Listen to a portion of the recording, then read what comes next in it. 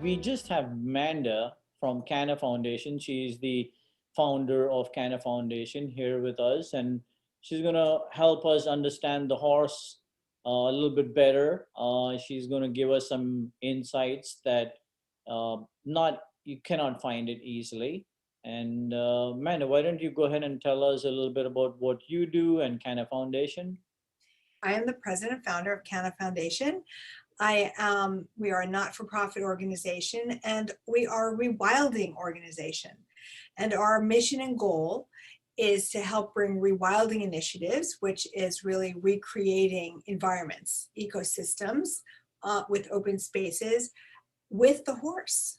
Amanda, could you explain a little bit about how horses versus the environment? We all know about wolves changing the in Yellowstone. What they've done is amazing, but how does a horse do that?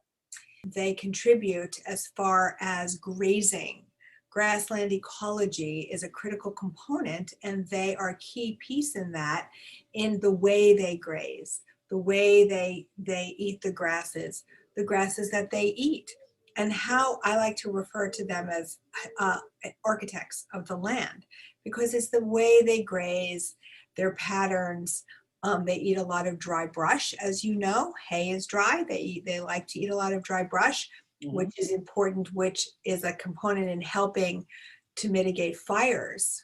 Right, a lot of fires out west, more now because of climate change. But in a balanced ecosystem, they eat dry brush, which helps to keep the fire issues down. They eat away certain areas, which allows smaller animals, squirrels, prairie dogs, other things, depending on your location, to find homes and burrow. Um, they, through their manure, they walk around, they eat plants, and their specific kind of digestive system, seeds. Full seeds will come out through their manure, and as they walk around and pass manure, they're really spreading seeds. Wow. What is the difference between horse grazing versus a cow grazing? So cows have a very long tongue.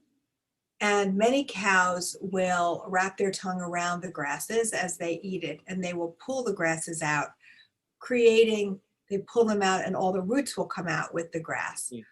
Horses have short teeth in the front, and they will chomp across the grassland, so they will be cutting the grass, kind of like lawn mowing.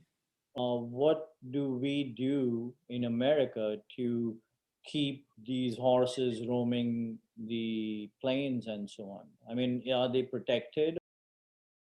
Our government, and here in the United States, we don't accept or consider horses a native species to the North American continent. Mm. Through science-backed research that my organization is helping to support and bring forward, we are learning that that is very much not the case. The horse is really a global species. And actually, the horse evolved here in North America. It evolved in North America up in the Yukon. It then traveled across the Bering Land Bridge as the Oh, species Equus caballus, which is what we know today, the horse, right? It traveled over, and it went back and forth over time when the bridge was up, as did the bison, the mammoth, the rhinos, which actually evolved in Asia and Russia, Mongolia. They evolved there and they traveled back and forth over the Bering Land Bridge as well. So all of the animals use the Bering Land Bridge as a highway, traveling back and forth.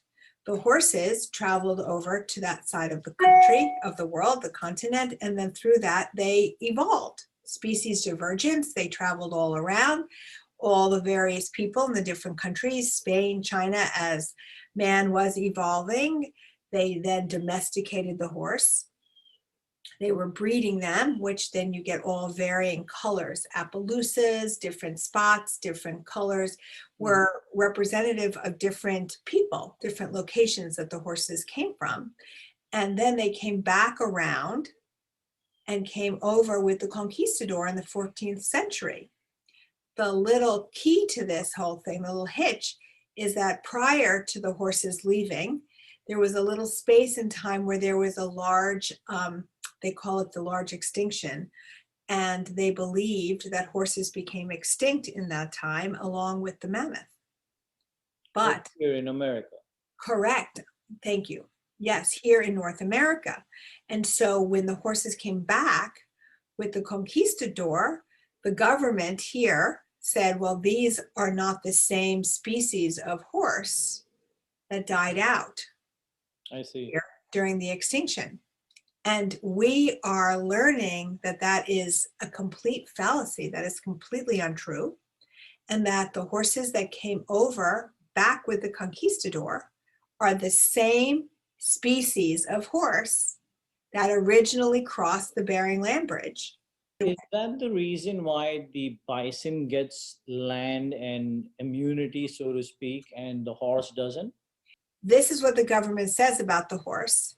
We're learning scientifically that's not the case. But indigenous culture, Native Americans, many tribes will tell you the horse never left and their ancestors always traveled with the horse.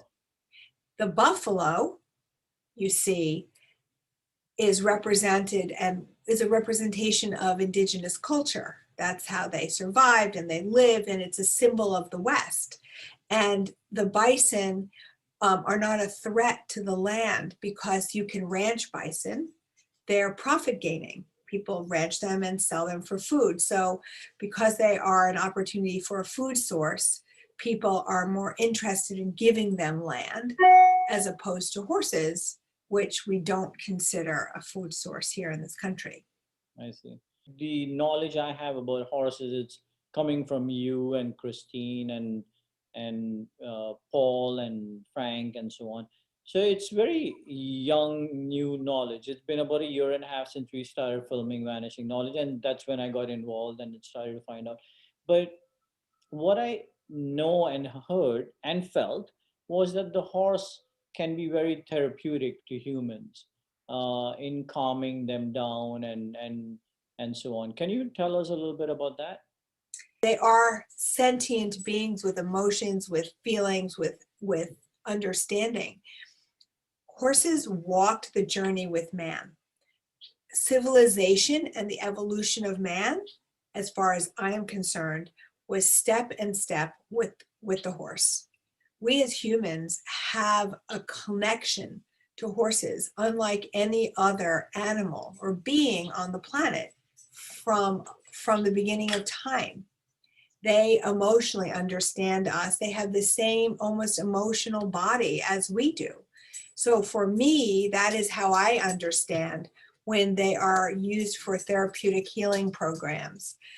And all of these other PTSD programs, veterans programs, autistic children, many of these things, indeed battered women's programs, all of these things, they are our mirrors. They are like looking into the mirror at our own soul to feel our own emotions, and they're very healing and cathartic in that way. So when I experienced the horse at your ranch and at Christine's ranch, and of course in North Dakota, it gave me a sense of calm. Mm-hmm. How does that happen? Horses are very connected to the planet energetically. They are just in their own truth. There's no, horses don't lie. There's no falsities, no pretenses. They are exactly who and what they are.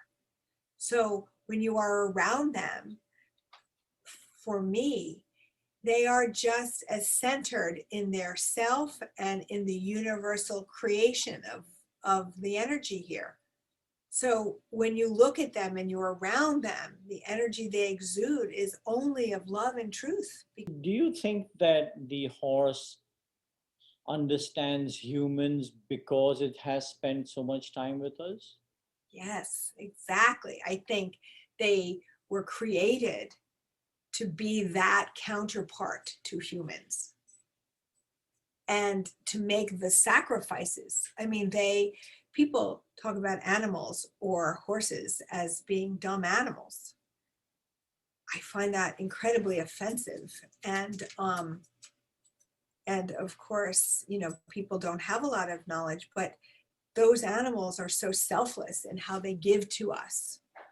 You know, we call them beasts of burden, but I wouldn't see it that they're just beasts of burden. They're burdened by us. And Hmm. they accept that job. They've accepted the job of teaching us and helping us to grow as humans. Everybody seems to say that horse is only for the rich. But how can this be accessible to the less fortunate? If these things are not easily accessible or accessible to you in this moment, what I would ask of you is this. I believe we are all connected to horses one way or another within us because, as I referenced, they have been our partners from the beginning of time. And because of that, we innately have this affinity for horses, whether it be in movies, books. So I would ask, read a horse related story, watch horse related movies, be in the energy of who the horses are. Look and see what's happening to horses here in this country and in other countries, and understand what's happening and say, well, I don't agree with that. Horses are important, and help that fight, whether it be through donations to any particular causes, or it just be that you talk about it to your friends at dinner and you make it known that the horses are important. This is a way that you can be a part of the horse and connect to them and feel that the horse has an energy with you and around you. Horse therapy doesn't have to be with a professional. Can you just spend some time with a horse and still get somewhat a similar kind of emotion? Of course, of course. If you go to see any horse with an open mind, you go open-mindedly that you want to see them because you respect them and they're so beautiful, and you're open to any emotion or feeling that might come to you. Yes, go out west to see some wild horses. As we said, find a rescue or a sanctuary, any place, because they are doing a thankless job in helping to give homes to horses, whether they be race horses, horses that come out of the slaughter, wild horses at auctions that have no home. Go visit those places, help support those places, and just watch them, because you become a part of that. You watch them move around, you get to be with them, and the energy is all around you, and you just know, you just understand. I want to ask you to tell us a little bit about your book. You're coming out with a book, and I can't wait to get my hands on it. One thing that I would like everybody to leave the book is that everybody has a part, a piece to play here, together, humanity. It may not be saving horses, that doesn't have to be your thing, but everybody has something that they are meant to be a part of. And you just have to ask. You just have to ask to be shown what it is and who you can be through that. And that is what I'd like everybody to know.